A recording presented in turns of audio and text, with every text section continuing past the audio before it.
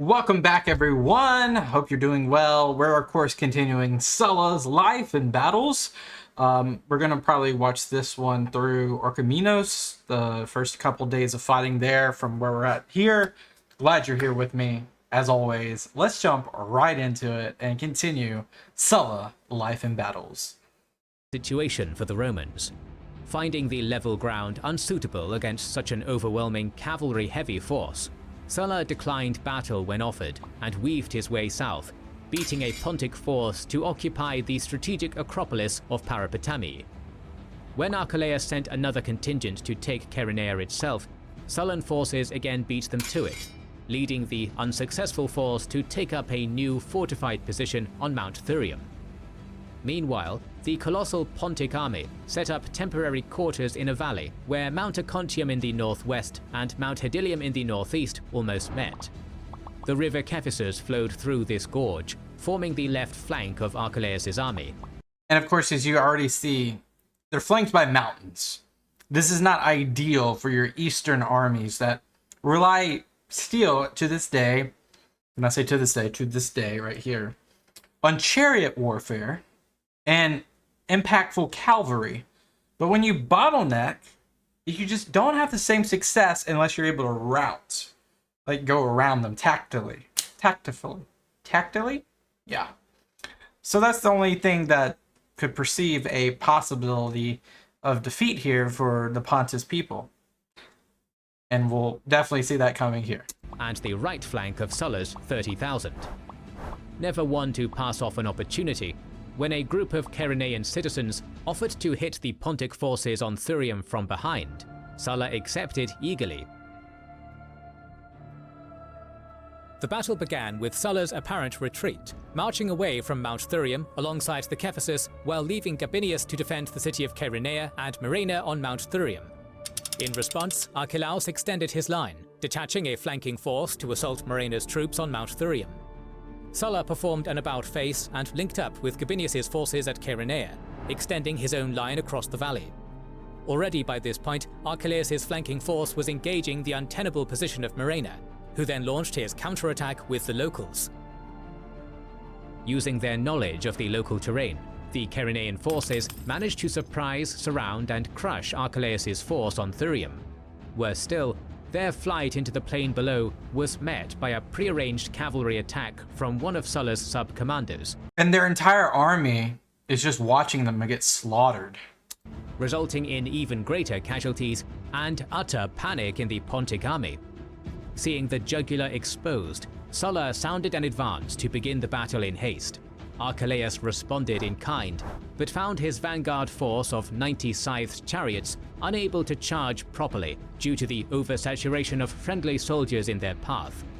Coolly observing the enemy chariots' sluggish approach, there was no panic in Sulla's solid ranks. Gabinius and his forces, stationed in the center, were able to withdraw in time behind stakes they had prepared in advance. And just like you would use this tactic against like elephants, same thing with chariots. So you just let them through. I think they had a fight against Bithynia, and they used the same tactic, and it worked because Bithynia did not let them through.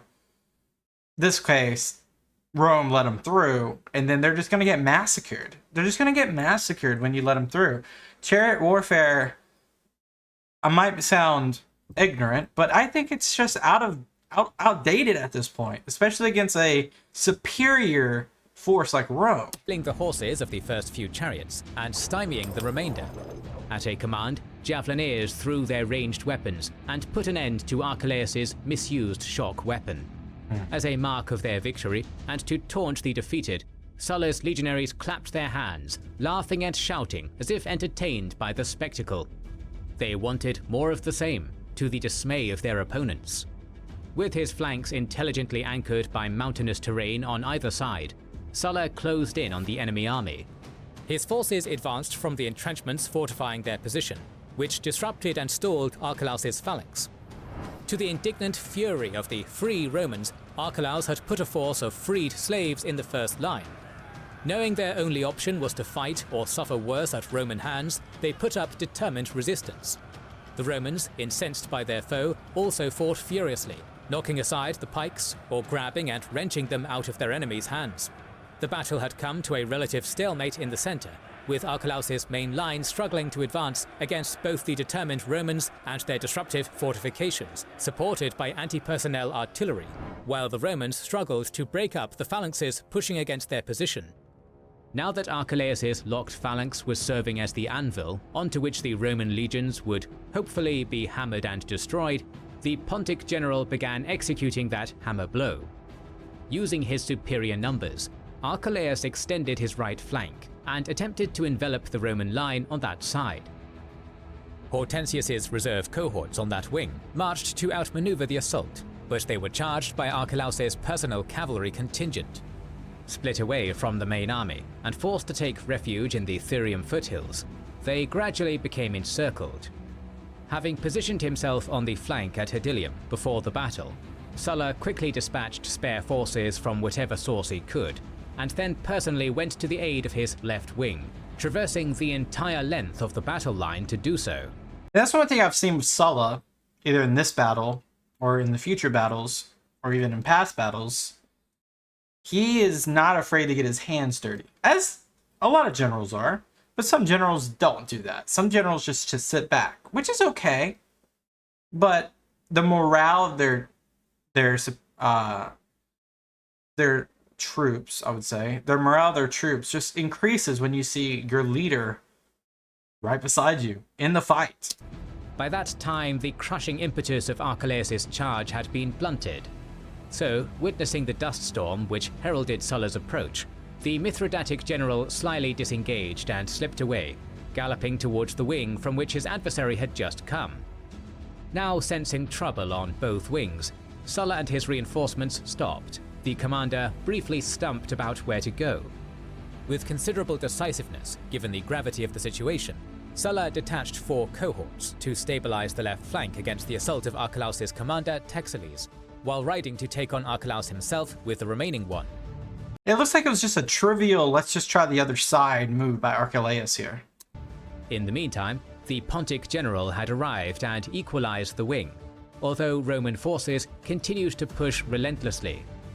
But when the inexorable Sulla arrived and engaged with his overwhelming morale-boosting presence and one fresh cohort of men, the superior quality Roman soldiers broke Archelaus's left without delay. His men lost their cohesion and fled in the direction of their camp near Mount Acontium or towards the river Cephisus. As this was happening, and perhaps because of it, the other Pontic wing near Mount Thurium collapsed before Sulla could send any aid, followed by the center. Easy. On both flanks, thousands of barbarian troops, as Plutarch calls them, were slain as they fled. Everyone outside of Rome's walls is barbarian. The Pontic commander, known as Texeles, was captured by the triumphant Roman army amid the chaos, but Archelaus, and only about 10,000 men comprising the battered remnant of his forces, managed to escape to Chalcis. As a mark of his victory, Sulla erected 2 monuments in the area, the remains of one of which was discovered in the 1990s atop Mount Thurium. The battle may have been won for the Romans, but neither the state's war nor Sulla's... I'm sorry, I gotta look that up. What the heck? That's so recent. That is so recent. I'm just gonna type Sulla Monument 1990s. That should come up.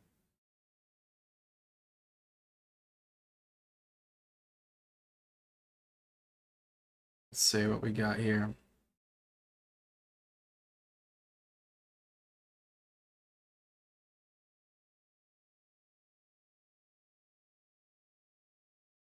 I want a picture. Apologies, people.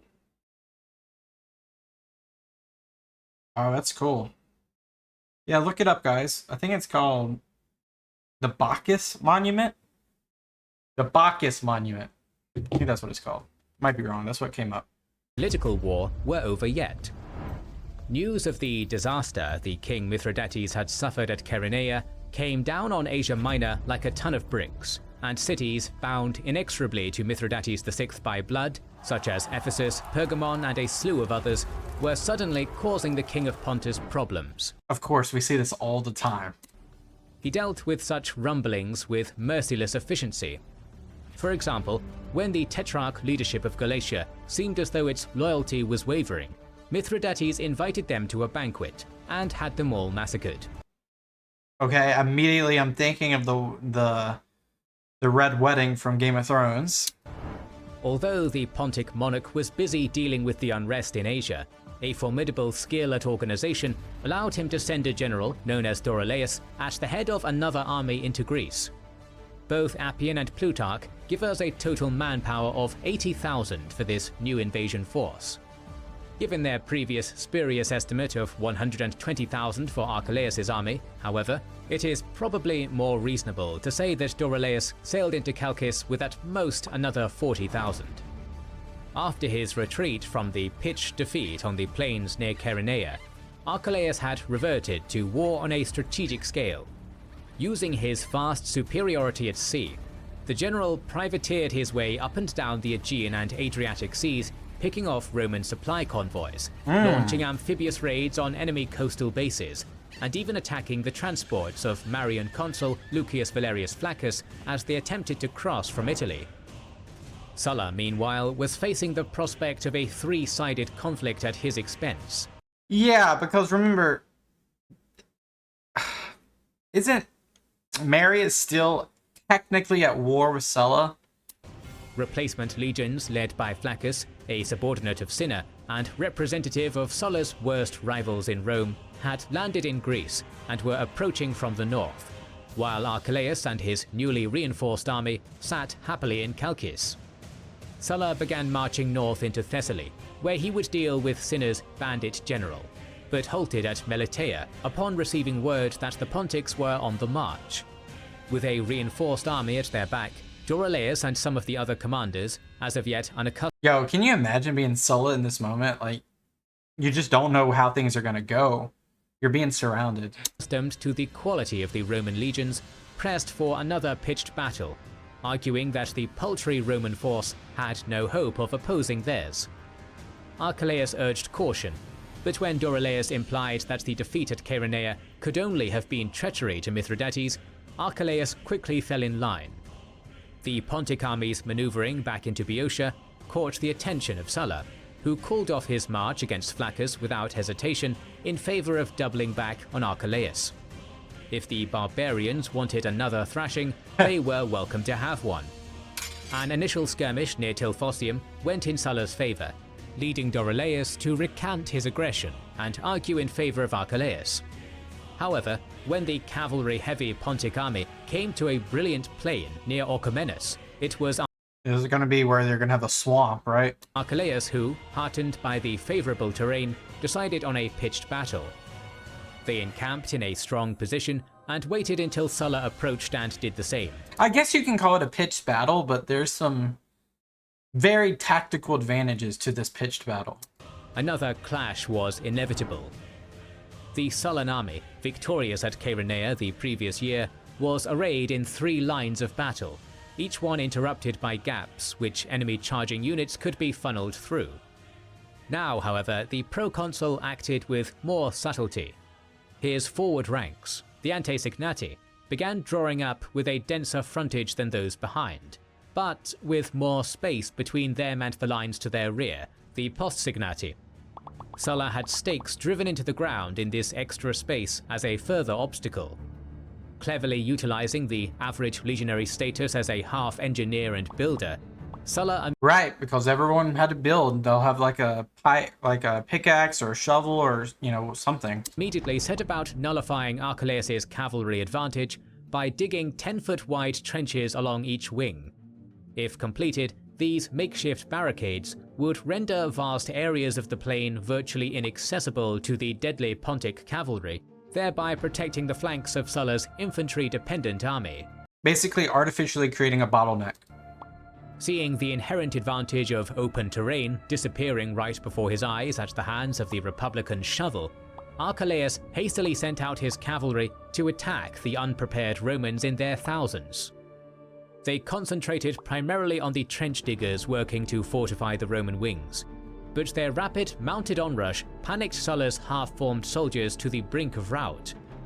All of a sudden, morale was shaky, and the general almost lost control. True to form, Sulla rose to the occasion and displayed the prodigious charisma for which he became famous. As the beleaguered infantry labor units in front began reaching a breaking point, especially on the left, their brilliant commander rose to aid them. Arriving on the scene, Sulla leapt from his horse and began pushing his way to the very forefront, with Rome's That is crazy morale boost. vaunted Aquila standard in hand. By that point, some of his men were attempting to flee towards the camp, and it was to them he bellowed forth, I can get Napoleon at the bridge vibes. "For me, Romans, an honorable death here. But for you, when men ask you where you betrayed your commander, remember to tell them at Orchomenus." And then they came Sulla's back. I'm like, personal all right. presence and his words of accursed shame rallied the routing units to renewed bravery. Furthermore, 2 unengaged cohorts from the right flank came to reinforce their general, together with most of Sulla's officers, who, I guess the people on the right just were them because they didn't need help. fearing for their commander's safety, left their own units to join the fight. With fresh and steadied soldiers alike at his back, Sulla led a foot charge and managed to rout the Pontic cavalry. Perhaps as a reward for this speedy recovery, or simply to get them fueled for the rigors of further battle, Sulla used an intermission in the fighting to feed his legions breakfast. Gratefully, the men keenly began preparing entrenchments for a second time that day, only to be charged once more by cavalry and archers. The Pontic force fought hard, but the Romans fought harder. Counterattacking with gusto, the Where's the archers? legionary cohorts closed with their enemy so quickly that the archers were unable to use their weapons effectively, while the Pontic cavalry simply could not match the Roman soldiery in a static fight. Archelaus's assault quickly stalled and was turned back with many losses, including that of his son Diogenes, who, Wow. according to Plutarch, fought gallantly and fell gloriously. The first day ended without victory for either side. In the morning, Archelaus led his own army out into the space between the camps, with cavalry on the wings, scythed chariots in the van. Why are we using chariots? Do you see what's in front of you? My goodness. Even though I know the results, I'm just mad. I'm mad at people that use chariots right now. Like, I'm anti-chariot. Vanguard and the Macedonian-style phalanx behind.